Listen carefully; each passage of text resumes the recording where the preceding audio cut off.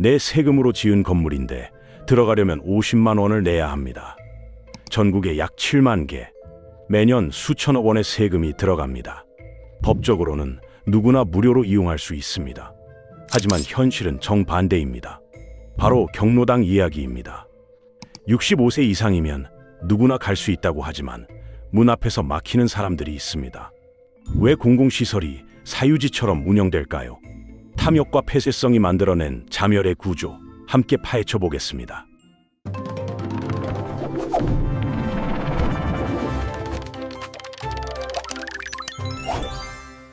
경로당 앞에 선 한 노인이 있습니다. 올해 68세, 평생 일하다가 작년에 은퇴했습니다. 퇴직 후 집에만 있으니 하루가 너무 길었습니다. 말동무가 필요했습니다. 동네 경로당에 가면 또래 어르신들과 이야기도 나누고 바둑도 두고 시간도 보낼 수 있을 거라 생각했습니다. 용기를 내서 찾아갔습니다. 그런데 문 앞에서 막혔습니다. 안에서 나온 사람이 퉁명스럽게 말합니다. 여긴 아무나 오는 데가 아니야. 가입비 30만 원 내고 와. 문이 닫혔습니다. 이상한 일입니다. 경로당은 지방자치단체가 세금으로 짓고 운영하는 공공시설입니다. 공공시설이란 국가나 지자체가 시민을 위해 만든 건물이나 공간을 말합니다. 도서관이나 주민센터처럼 누구나 이용할 수 있는 곳입니다. 노인복지법에도 분명히 적혀 있습니다. 65세 이상 어르신이라면 누구나 무료로 이용할 수 있다고요. 그런데 현실은 전혀 다릅니다. 전국 경로당의 상당수가 입회비라는 이름으로 돈을 받고 있습니다. 적게는 5만 원, 많게는 50만 원이 넘습니다. 기초연금이 월 35만 원인 점을 생각해 보십시오. 기초연금이란 65세 이상 어르신 중 소득이 적은 분들에게 국가가 매달 지급하는 돈입니다. 한 달 생활비를 통째로 내야 들어갈 수 있다는 뜻입니다. 더 심한 경우도 있습니다. 한 경로당은 회원 가입 자격을 3대 이상 조상이 해당 지역에 거주한 사람으로 제한했습니다. 인근에 사는 80여 명의 어르신이 가입 신청을 했지만 전원 거부당했습니다.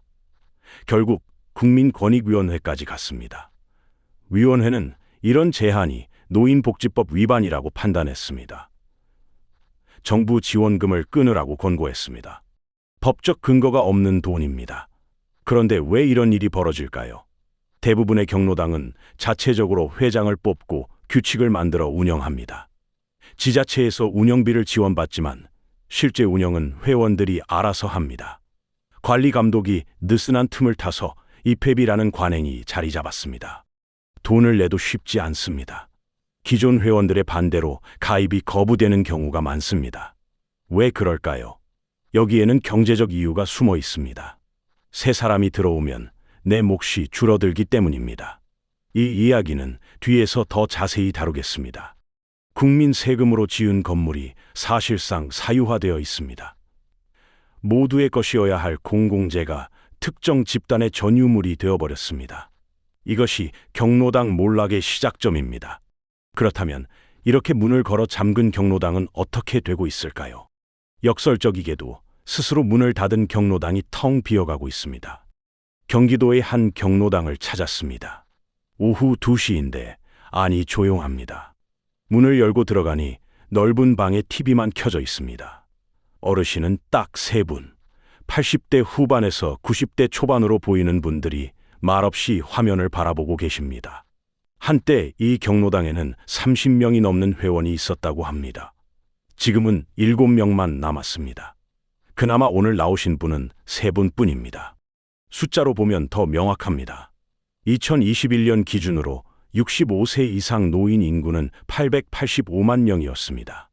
그중 경로당에 가입한 회원은 268만 명, 가입률이 30%에 불과합니다.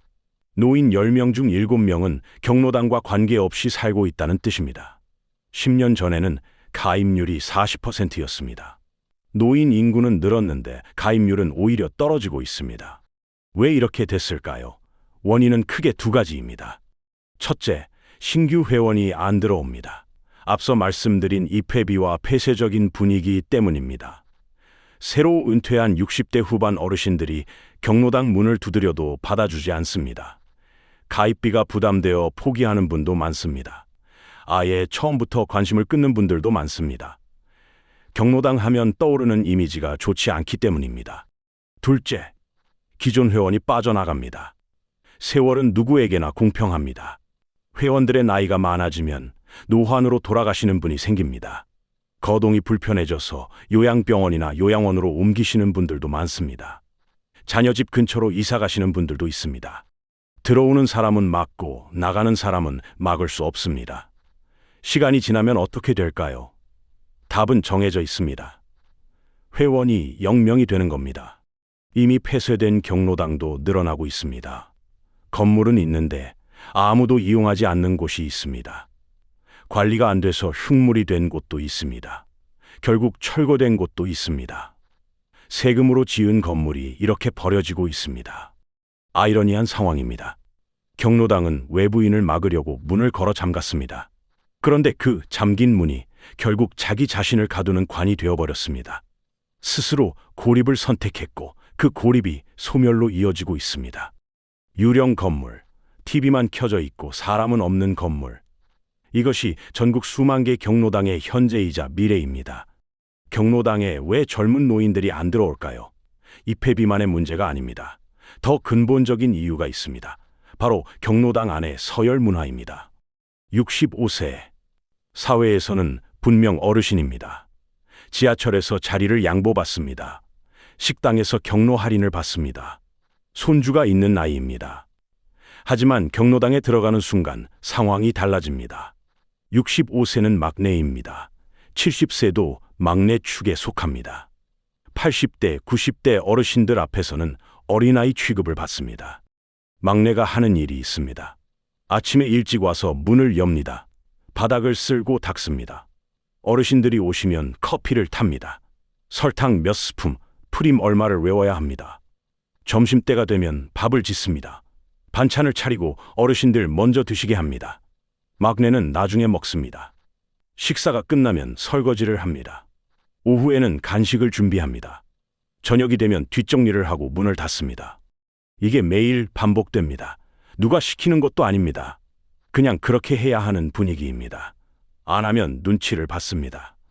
요즘 젊은 것들은 버릇이 없다 이런 말을 들어야 합니다. 65세가 젊은 것 소리를 듣는 겁니다. 군대 내무반을 떠올리시면 됩니다. 선임과 후임의 관계입니다. 고참이 시키면 해야 합니다. 경로당이 그렇습니다. 나이가 곧 계급입니다. 나이가 많으면 지시하고 나이가 적으면 따릅니다. 반말을 들어도 참아야 합니다. 100세 시대입니다. 평균 수명이 80세를 넘었습니다. 65세의 경로당에 들어가면 앞으로 15년, 20년을 막내 노릇해야 합니다. 70대 중반이 되어서야 겨우 중간이 됩니다. 80대가 되어야 대접받습니다. 누가 이걸 하고 싶을까요? 요즘 60대, 70대 초반 어르신들은 예전과 다릅니다. 인터넷을 합니다. 스마트폰을 능숙하게 씁니다. 유튜브를 보고 넷플릭스를 봅니다. 해외여행도 다닙니다. 이런 분들을 베이비붐 세대라고 부릅니다. 1955년부터 1963년 사이에 태어난 분들입니다. 교육 수준도 높고 경제력도 있습니다. 이런 분들에게 경로당은 매력이 없습니다. 굳이 가서 심부름하고 눈치 볼 이유가 없습니다. 차라리 문화센터를 갑니다. 피트니스 센터를 갑니다. 여행 동호회에 가입합니다. 젊은 노인을 영어로 영올드라고 합니다. 활동적인 노인이라는 뜻입니다. 이 영올드 세대가 경로당을 외면하고 있습니다. 경로당 입장에서는 미래의 회원이 사라지는 겁니다. 새 피가 안 들어오면 소멸합니다. 그런데 경로당이 젊은 노인들을 밀어내는 이유가 서열 문화만은 아닙니다. 돈 문제도 있습니다. 경로당 운영비는 어디서 나올까요? 대부분 지방자치단체에서 지원합니다. 난방비, 전기세, 간식비, 프로그램 운영비. 명목은 다양합니다. 금액은 경로당마다 다르지만 월 수십만 원에서 많게는 100만 원이 넘는 곳도 있습니다. 전국 약 7만 개의 경로당에 들어가는 예산을 합치면 연간 수천억 원에 달합니다. 문제는 이 돈이 어떻게 쓰이느냐입니다. 경로당 운영비 지원 기준 중 가장 중요한 건 회원 수입니다. 회원이 많으면 지원금이 늘어납니다. 회원이 적으면 지원금이 줄어듭니다. 단순한 원리입니다. 그런데 이 단순한 원리가 부정의 문을 열었습니다. 유령 회원이라는 게 있습니다.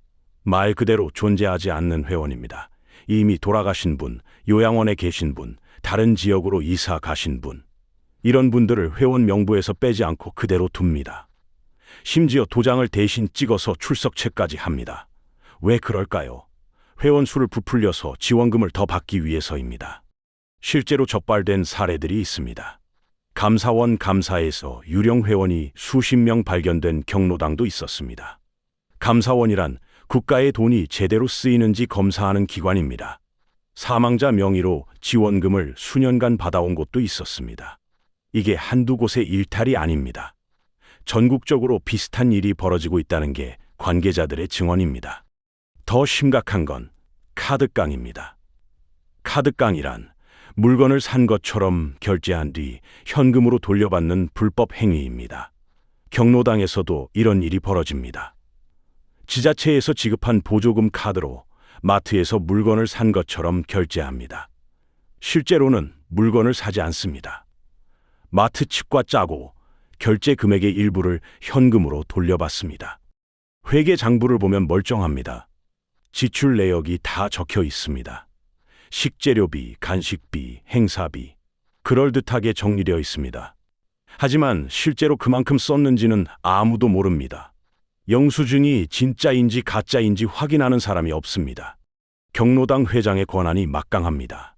돈의 흐름을 회장이 관리합니다. 장부를 회장이 씁니다. 감시하는 사람이 마땅히 없습니다. 지자체 담당 공무원이 있지만 한 명이 수십 개에서 많게는 100개가 넘는 경로당을 담당합니다. 일일이 확인하기가 현실적으로 불가능합니다. 이것이 경로당의 돈 문제입니다. 국민 세금이 투명하게 쓰이지 않고 있습니다. 여기서 한 가지 의문이 생깁니다. 경로당 회원들은 왜 그렇게 필사적으로 새 회원을 막을까요? 단순히 낯선 사람이 어색해서일까요? 그것만은 아닙니다. 더 직접적인 이유가 있습니다. 바로 돈입니다. 경로당에는 여러 가지 혜택이 들어옵니다.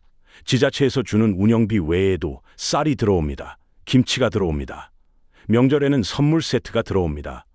기업이나 후원단체에서 물품을 보내오기도 합니다. 이런 것들을 회원들이 나눕니다. 여기서 n분의 1 법칙이 작동합니다. n분의 1이란 전체를 회원 수로 나눈다는 뜻입니다. 회원이 10명이면 10분의 1씩 나눕니다. 회원이 20명이면 20분의 1씩 나눕니다. 회원이 늘어나면 내 몫이 줄어듭니다. 반대로 회원이 줄어들면 내 몫이 늘어납니다. 예를 들어보겠습니다. 쌀 50kg 들어왔습니다. 회원이 10명이면 한 사람당 5kg입니다. 회원이 20명이면 한 사람당 2.5kg이니 2배 차이입니다. 쌀 5kg. 별것 아닌 것 같지만 기초연금으로 사는 어르신에게는 일주일 넘게 먹을 양입니다. 연간으로 따지면 더 큽니다. 쌀만 그런 게 아닙니다. 김치도 명절 선물도 간식비도 마찬가지입니다. 경제적으로 여유 있는 분들에게는 별것 아닐 수 있습니다. 하지만 경로당 회원 중에는 형편이 어려운 분들이 많습니다. 기초연금으로 생활하시는 분들이 많습니다. 자녀에게 손 벌리기 싫어서 아끼며 사시는 분들이 많습니다. 그래서 새 회원을 막습니다. 입회비를 높게 부릅니다. 30만 원, 50만 원 내라고 합니다. 돈을 내도 가입을 미룹니다. 들어와도 불편하게 대해서 나가게 만듭니다. 내 몫을 지키기 위해서입니다. 여기에 또 다른 이유가 더해집니다. 앞서 말씀드린 회계 부정입니다. 유령 회원, 카드깡 같은 문제가 있는 경로당에서는 외부인이 들어오는 걸 특히 꺼립니다. 새로운 눈이 들어오면 불편합니다. 뭔가 이상하다는 걸 눈치챌 수 있습니다. 문제를 제기할 수도 있습니다. 정리하겠습니다. 탐욕이 빗장을 걸었습니다. 내 몫을 지키려는 탐욕, 부정을 숨기려는 탐욕, 그 빗장이 경로당을 고립시켰습니다. 고립된 경로당은 새로운 피가 들어오지 않아 늙어갑니다. 늙어가는 경로당은 결국 소멸합니다. 자멸의 순환입니다. 이렇게 심각한 문제인데 왜 아무도 나서지 않는 걸까요? 관리 감독은 어디로 갔을까요? 경로당의 문제는 어제 오늘 일이 아닙니다. 수십 년간 계속되어 왔습니다. 그렇다면 관리 감독 기관은 뭘 했을까요? 경로당을 관리하는 건 기초지방자치단체입니다. 시, 군, 구청입니다. 담당 부서가 있고 담당 공무원이 있습니다. 이들이 경로당 운영 실태를 점검해야 합니다. 지원금이 제대로 쓰이는지 확인해야 합니다. 불법 관행이 있으면 시정해야 합니다. 그게 역할입니다. 하지만 현실은 다릅니다. 서류로 확인하는 게 전부입니다. 서류는 앞서 말씀드렸듯이 조작이 쉽습니다. 장부가 깔끔하면 그냥 넘어갑니다. 그런데 더 큰 문제가 있습니다. 알면서도 모른 척하는 겁니다. 담당 공무원만 그런 게 아닙니다. 구의원, 시의원, 지방자치단체장까지 경로당의 문제를 모를 리 없습니다. 민원도 들어오고 언론 보도도 있었고 감사 결과도 나왔습니다. 그런데 왜 적극적으로 나서지 않을까요? 답은 선거에 있습니다. 경로당은 선거철이면 표밭이 됩니다. 표밭이란 표가 많이 모이는 곳이라는 뜻입니다. 한 경로당에 회원이 평균 30명이라고 치면 전국 7만 개 경로당에 200만 명이 넘는 유권자가 있습니다. 유권자란 투표할 수 있는 사람을 말합니다. 어마어마한 숫자입니다. 무시할 수 없는 표입니다. 선거철이 되면 정치인들이 경로당을 찾습니다. 90도로 인사합니다. 손을 꼭 잡습니다. 좋은 말씀 많이 합니다. 이때 경로당 회장의 역할이 중요합니다. 회장이 지지하는 후보가 표를 얻습니다. 회장이 이 사람 찢자고 하면 회원들이 따르는 경우가 많습니다. 경로당 회장은 지역 선거의 실세입니다. 이런 상황에서 정치인들이 경로당 문제를 건드리겠습니까? 이 폐비 불법이다, 회계 부정이다, 이런 소리 하면 표를 잃습니다. 회장이 기분 나빠합니다. 그래서 침묵합니다. 눈을 감습니다. 공무원도 마찬가지입니다. 괜히 경로당 문제를 건드렸다가 민원에 시달리고 싶지 않습니다. 어르신들 상대로 마찰 일으키면 피곤해집니다. 위에서도 조용히 하라고 합니다. 그냥 넘어갑니다. 이렇게 침묵의 카르텔이 형성되어 있습니다. 카르텔이란 서로 이익을 위해 눈을 감아주는 관계를 뜻합니다. 경로당, 지자체, 정치인, 서로 불편한 진실을 덮어주고 있습니다. 이 구조가 문제를 방치하고 경로당의 몰락을 가속화시키고 있습니다. 모든 경로당이 망해가는 건 아닙니다. 변화를 선택한 곳들이 있습니다. 이들의 이야기를 들어보겠습니다. 경기도 부천시입니다. 이곳은 2021년 전국 최초로 스마트 경로당을 도입했습니다. 스마트 경로당이란 기존 경로당의 디지털 기술을 접목한 곳입니다. 지금까지 19명이 넘는 어르신이 참여했습니다. 만족도 90%를 기록했습니다. 전국 45개 지방자치단체에서 벤치마킹 하러 왔습니다. 부천시는 올해 스마트 경로당을 150개소로 늘릴 계획입니다. 이곳에는 연습용 키오스크가 있습니다. 키오스크는 터치 스크린으로 된 무인 단말기입니다. 실제 식당이나 카페에서 쓰는 것과 똑같이 생겼습니다. 어르신들이 이걸로 주문하는 연습을 합니다. 밖에서 당황하지 않도록 미리 배우는 겁니다. 스마트폰 교실도 있습니다. 유튜브 보는 법, 카카오톡으로 영상통화하는 법을 배웁니다. 서울 양천구의 스마트 경로당도 인기입니다. 스마트 테이블이라는 게 있습니다. 터치 스크린으로 된 큰 테이블입니다. 여기서 풍선 터뜨리기 게임을 하고 정원 만들기 놀이를 합니다. 손가락을 많이 움직이니까 치매 예방에 도움이 됩니다. 어르신들이 어린아이처럼 신나게 게임을 하십니다. 건강 측정 기기도 있습니다. 혈압, 혈당을 면 자동으로 보건소에 기록이 전달됩니다. 더 과감한 실험도 있습니다. 세대 통합형 모델입니다. 노인만 오는 곳이 아니라 모든 세대가 오는 곳으로 바꾸는 겁니다. 경로당 공간 일부를 공유 주방으로 만든 곳이 있습니다. 젊은 사람들이 요리를 하러 옵니다. 어르신들과 자연스럽게 대화가 됩니다. 카페처럼 운영하는 곳도 있습니다.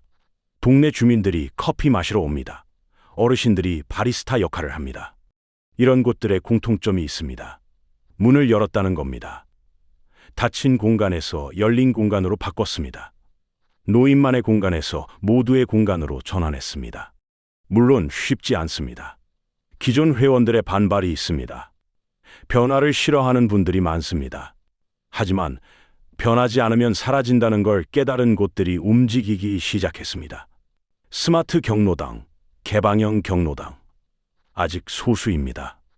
하지만 이들이 경로당의 미래를 보여주고 있습니다. 닫힌 문이 아니라 열린 문. 그것이 생존의 열쇠입니다. 이제 전체 이야기를 정리해 보겠습니다. 지금까지의 이야기를 정리해 보겠습니다. 경로당은 세금으로 지은 공공시설입니다. 누구나 이용할 수 있어야 합니다. 하지만 현실은 다릅니다. 입회비라는 이름의 장벽이 있습니다. 법에 없는 돈을 받고 있습니다. 폐쇄적인 문화도 있습니다. 새로운 사람을 받아들이지 않습니다.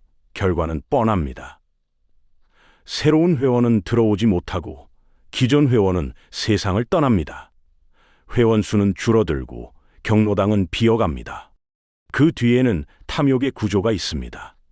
n분의 1로 나눠야 하는 혜택, 그래서 새 사람을 막는 심리, 유령 회원과 카드깡 같은 부정, 그래서 외부의 눈을 피하려는 심리, 탐욕이 문을 걸어 잠갔고 그 문이 스스로를 가뒀습니다.